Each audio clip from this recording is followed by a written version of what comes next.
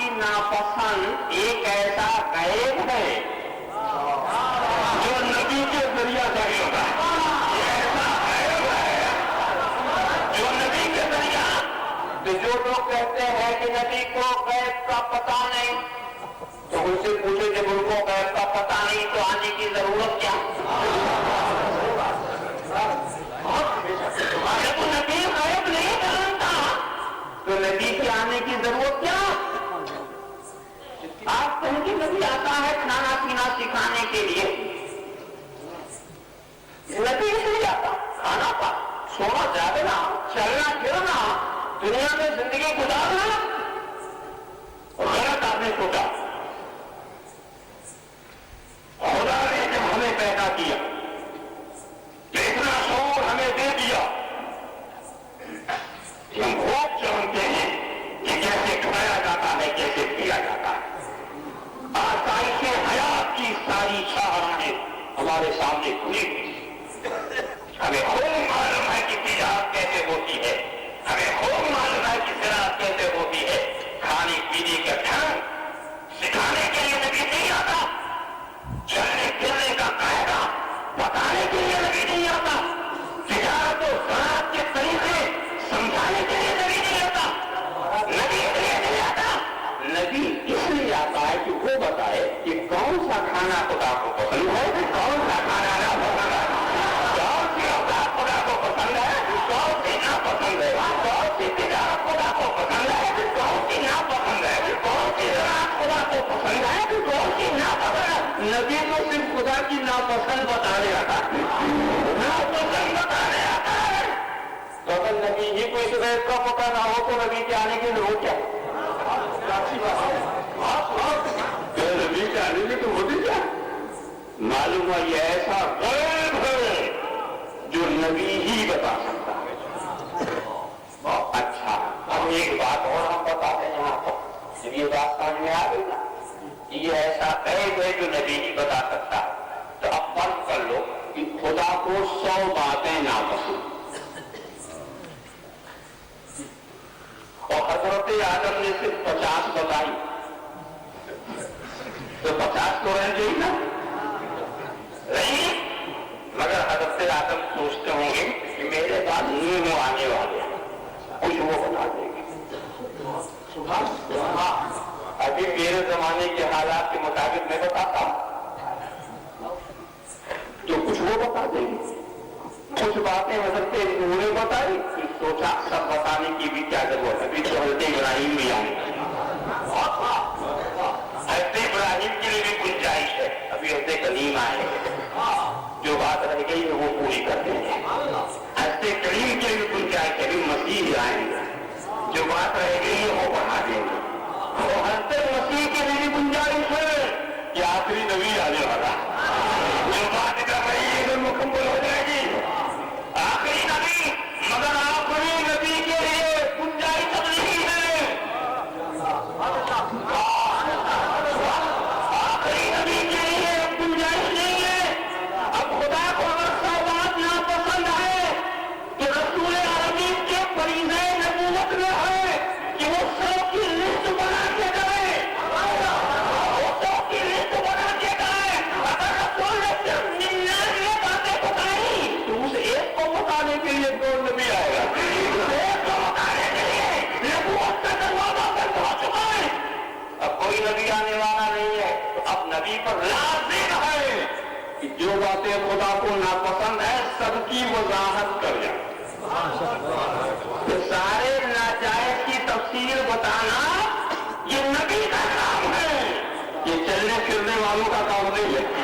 List بنائے گئے اور لسٹ بن چکی ہے، لسٹ بن چکی ہے، ناجائز کی لسٹ، دیکھو جائز کی لسٹ نہیں بنی، جائز کی لسٹ اس لیے کہ ہر جائز کرانا نہیں، ہر جائز کرانا نہیں، اس لیے اس کی لسٹ نہیں بنی، ناجائز کی بن گئی، اس لیے کہ ہر ناجائز سے روکنا، ناجائز کی بن گئی، اگر ناجائز کی لسٹ نہ بنے تو اسلام نامکمل ہے، اسلام ناقص ہے، اسلام آج مکمل نہیں ہو رہا ہے، یہ حضور کے زمانے مکمل ہو چکا، تو لسٹ تیار ہو گئی نا، دھوکہ دیتے پوچھتے کہاں جائے، یہ کہاں جائے؟ جائز کی لسٹ کا پابندی جو میں دکھاؤں یہ کہاں جائے، یہ کہاں جائے؟ ہاں تو دیکھا کہ کہاں نہ جائے، وہ دیکھا کہاں نہ جائے، لسٹ تو بن چکی ہے، دیکھا اس میں ہے کہ قیام نہ جائے، اس میں ہے کہ میراث نہ جائے، اور جب اس میں نہیں ہے تو نہ خدا سے بھول ہوئی ہے نہ رسول سے، نہ خدا سے بھول ہوئی ہے نہ رسول سے، ناجائز کی لسٹ میں نہیں ہے، یہی دلیل ہے کہ یہ ہے جائز۔ اب ہر سوال کا جواب آپ دیتے چلے جاؤ۔ حضور کے زمانے میں اتنی پختہ مسجد نہیں بنتی تھی، مینارے نہیں ہوتے تھے، برجیاں نہیں ہوتی تھی، اور یہ جو مسجد کی محراب آپ نے نکالی ہے، جو خلا ہے، یہ خلا بھی حضور کے زمانے میں نہیں تھا، بالکل سپاٹ دیوار تھی، اور قبلے کے دیوار کے بیچ کو محراب کہا جاتا تھا، وہاں کوئی خلا نہیں ہوتا تھا۔ یہ جو خلا ہے یہ بھی حضور کے زمانے میں نہیں تھا، یہ صحابہ کے زمانے میں نہیں تھا، یہ شام کی مسجد میں نہیں تھی، تو کیا یہ بنانا چاہے؟ رسول نے ایسا نہیں کیا، صحابہ نے ایسا نہیں کیا، تو کیا یہ کرنا چاہے؟ کیونکہ رسول نے بھی نہیں کیا، صحابہ نے بھی نہیں کیا، کیا کسی نے منع کیا ایسا کرنے سے؟ کر لیں جائے۔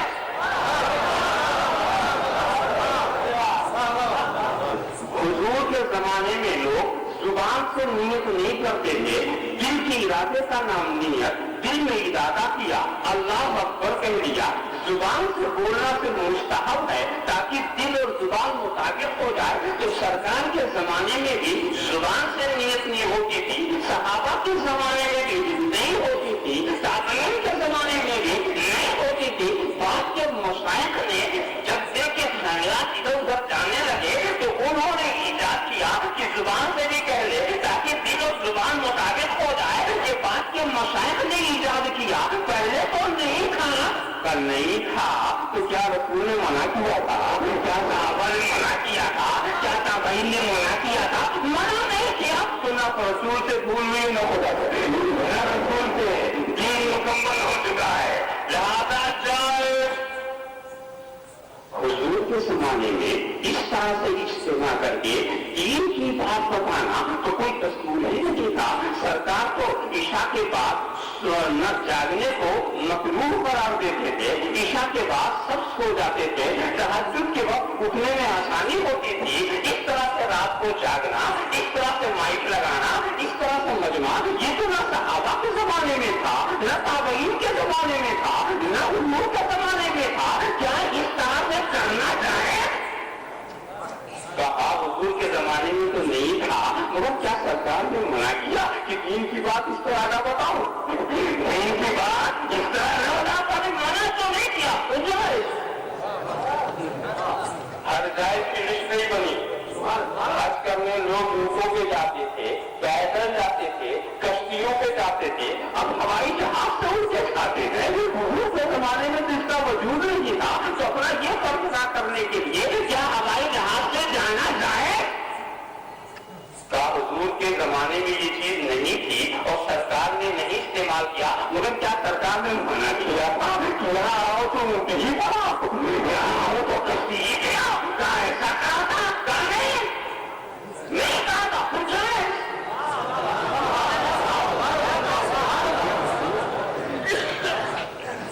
ہر چیز کو ہی دیکھو، جائز کی دلیل نہیں تلاش کی جاتی، ناجائز کی دلیل چاہیے۔ لوگ جائز کی دلیل پوچھتے، یہ ہوگا ناجائز کی دلیل، کسی چیز کو ناجائز کہنا تو دلیل دو۔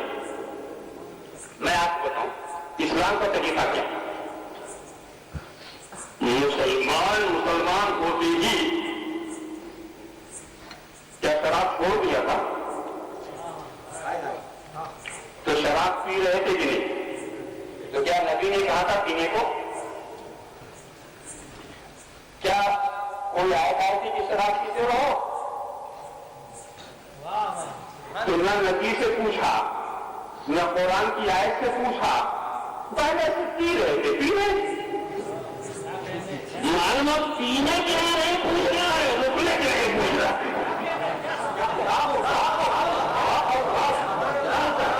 ارے پیتے رہے جب محمد کی آیت آئی رکو، جوا کھیلتے رہے محمد کی آیت آئی رکو، جو بہنوں کو ایک نکاح میں جمع کرتے رہے محمد کی آیت آئی رکو، تو رکنے کے لیے طریقہ چلے کرنے کے لیے نہیں۔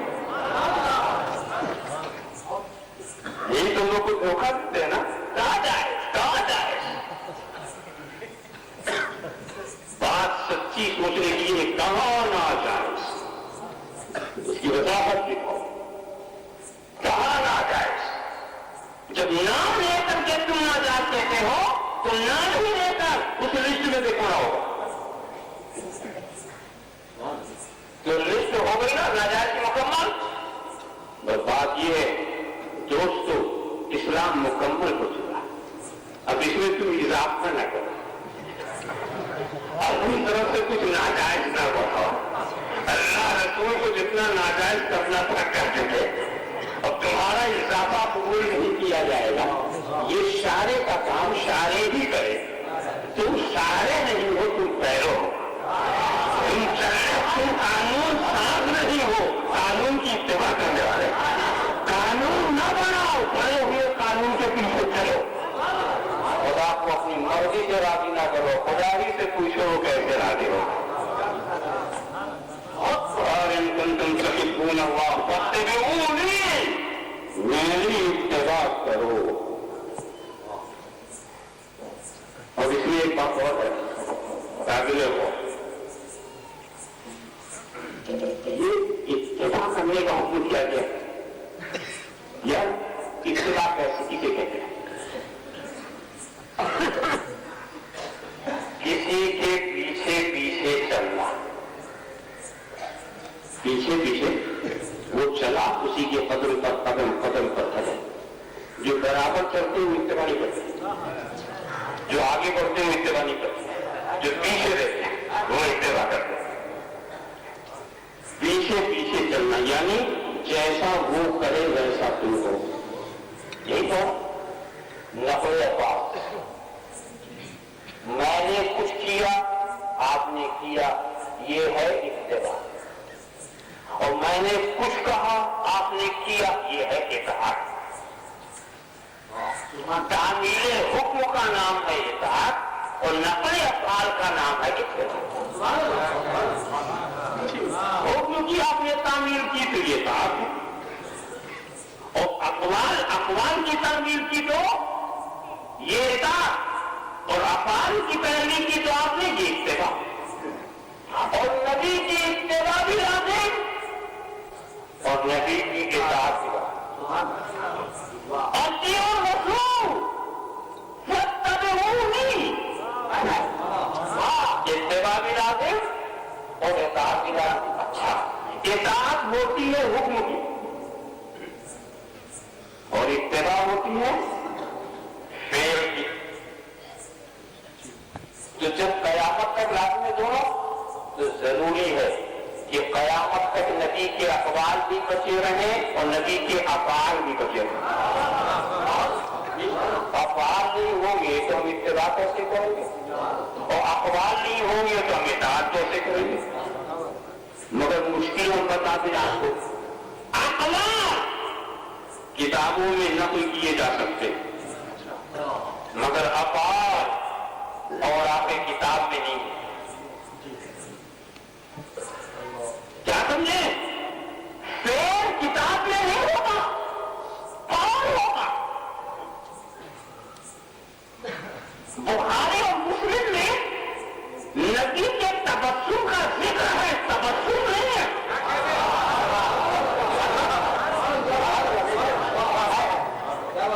بخاری اور مسلم میں نبی کے اٹھنے بیٹھنے کا ذکر ہے، اٹھنا بیٹھنا نہیں ہے۔ بخاری اور مسلم میں نبی کے سونے جاگنے کا ذکر ہے، سونا جاگنا نہیں ہے، اس لیے کہ کتاب کے اوراق پر افعال نہیں ہوتے، اقوال ہوتے ہیں۔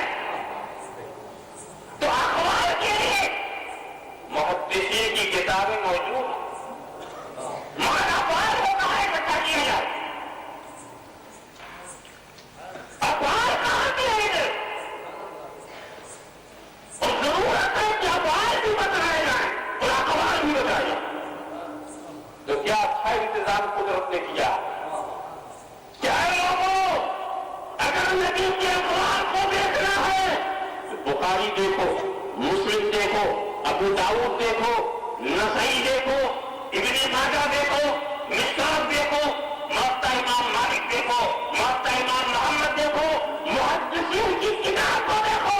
اگر نبی کے افعال کو دیکھنا ہے تو خواجہ جویری کو دیکھو، غوث ہلاری کو دیکھو،